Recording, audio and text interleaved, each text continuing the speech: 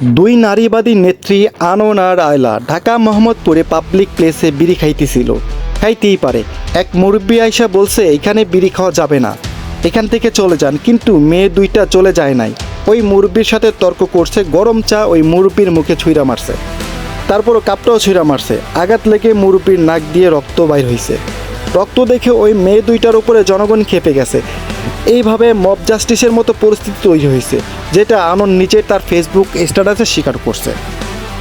Public প্লেসে বিড়ি খাইতে নিষেধ করছে, এটা অপরাধ হয়েছে, সেটা না হয় মানলাম। কিন্তু কারোর দিকে গরম চা সহ কাপ ছুঁড়ে মারা কি কোনো অপরাধ না? এটা তো আরও বড় অপরাধ, অথচ এটাকে বলা হচ্ছে প্রতিবাদ। শুধু কল্পনা করেন যে একজন পুরুষ কোনো নারীর দিকে গরম চা ছুঁড়ে মারছে, তখন কি ঘটবে? জনগণ খেপে গেছে মূলত মুরব্বীর শরীর রক্ত দেখে, ওই দুই মেয়ের বিড়ি খাওয়া দেখে না। কিন্তু নারীবাদীরা প্রচার করতেছে এমনভাবে যেন বিড়ি খাওয়া দেখে খেপে গেছে।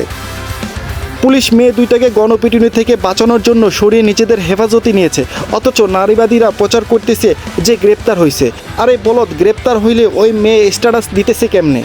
স্বরাষ্ট্র উপদেষ্টা বলছে যে পাবলিক প্লেসে ধূমপান করা নারী পুরুষ নির্বিশেষে সকলের জন্য আইনত নিষিদ্ধ। এই কথার প্রতিবাদে স্বরাষ্ট্র উপদেষ্টার কুশপুতলিকা দাহ করতেছে, পদত্যাগ চাইতেছে। এটা কি এমন কোনো খারাপ কথা বলছে? আইনে যা লেখা আছে তাই বলছে। মব জাস্টিস খারাপ বুঝলাম, কিন্তু তোরা আগে খাপ চুরে মেরে মুরব্বীর নাক ফাটাইলি কেন? নারী হওয়া সুবিধা নিয়ে অপরাধ করে পার পেয়ে যাবি তাই?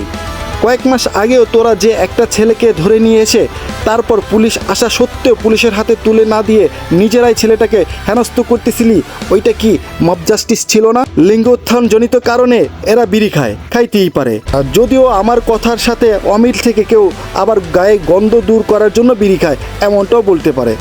সে যাই হোক, ওদের মতো দুদু আর নিবু ছাড়া বেড়াগো কোন হালাই বিয়া করব না, এটাই শিওর জাইনালন।